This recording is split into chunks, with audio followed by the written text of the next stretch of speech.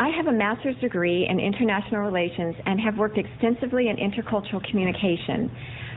I also have additional certification from the Master Home Environmental Program.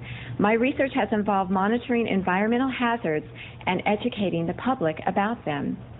According to Food and Drug Administration testimony of 2000, FCC radiofrequency radiation guidelines are based on protection from acute injury from thermal effects of RF exposure and may not be protective against any non-thermal effects of chronic exposure. EPA challenged FCC on the fact that FCC did not consider children, elders, or ill persons to be vulnerable.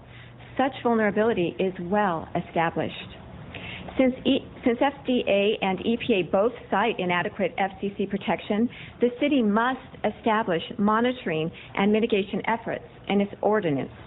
These fall within your authorities under the Telecom Act. Monitoring should be performed by independent engineers whose services can be funded by way of the wireless company's payments to the city and to private hosts of infrastructure.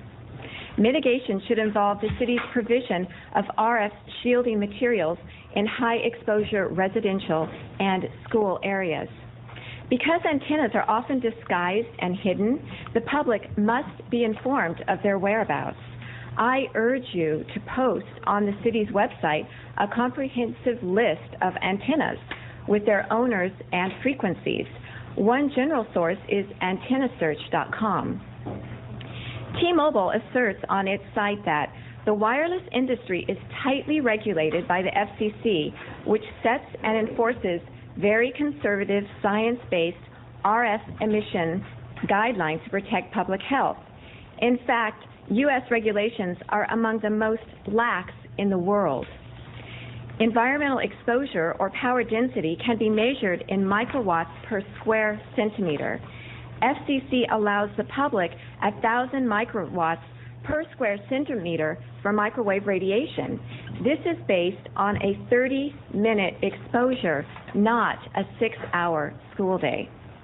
Other countries are up to 10,000 times stricter. I submit a chart of extreme laxity and various peer-reviewed scientific reports proving it.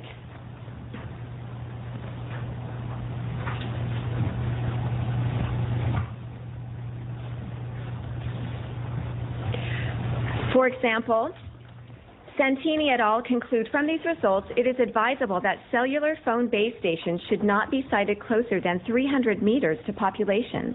Kolodinsky concludes that children living near a base station had less developed memory and attention, their reaction time was slower, and their neuromuscular apparatus endurance was decreased. Alpeter et al. Found a slow school promotion rate in children living near a tower. Michelozzi et al. Found elevated childhood leukemia surrounding a transmitter. Dolk and Hawking found elevated cancer in several tower studies. Thank you very much. Thank you. Next speaker.